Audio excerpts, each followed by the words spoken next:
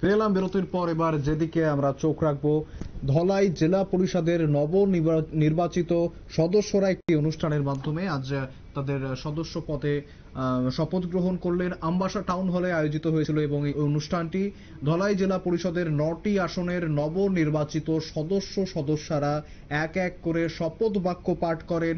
জেলা পরিষদের সদস্যা হিসেবে প্রথমে নবনির্বাচিত সকল সদস্যদের শপথ বাক্য পাঠ করান পঞ্চায়েত ডিপার্টমেন্টের ডিরেক্টর প্রসূন দে।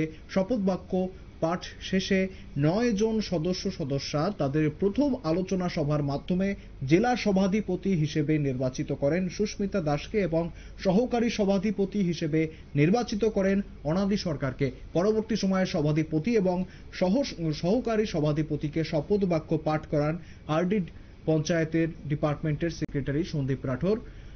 এদিনের এই শপথ গ্রহণ অনুষ্ঠানে অতিথিদের মধ্যে উপস্থিত ছিলেন সুরমা বিধানসভা কেন্দ্রের বিধায়িকা স্বপ্না দাস পাল, আরডি দপ্তরের সেক্রেটারি সন্দীপ আর রাঠোর, পঞ্চায়েত ডিপার্টমেন্টের ডিরেক্টর প্রসূন দে, ধলাই জেলা শাসক ও সমাহর্তা সাজু ওয়াহিদ, বিশিষ্ট সমাজসেবী তাপস ভট্টাচার্য সহ অন্যান্যরা। ঠিক কি জানা যাচ্ছে একবার শুনবো।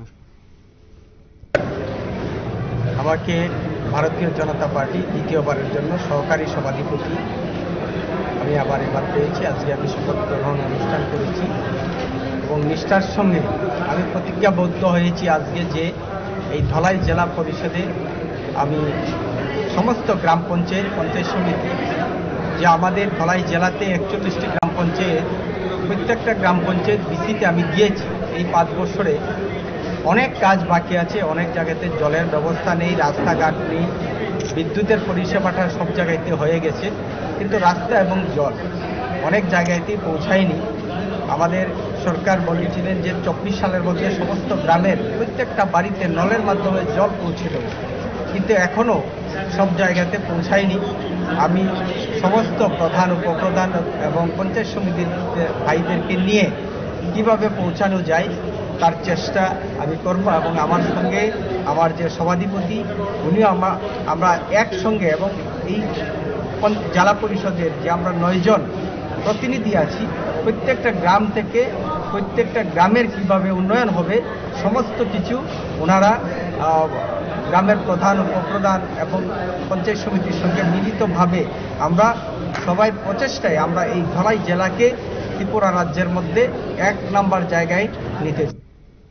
একেবারেই শুনলেন ঠিক কি জানাচ্ছেন তিনি, এবং পাশাপাশি ভারতীয় জনতা পার্টি থেকে তাকে এই পদে বহাল করা হয়েছে, এই পদে নির্বাচন করা হয়েছে, সেই জন্য তিনি কৃতজ্ঞতা প্রকাশ করেছেন। ফিরে আসছে একটি বিরতির পর, সঙ্গে থাকুন।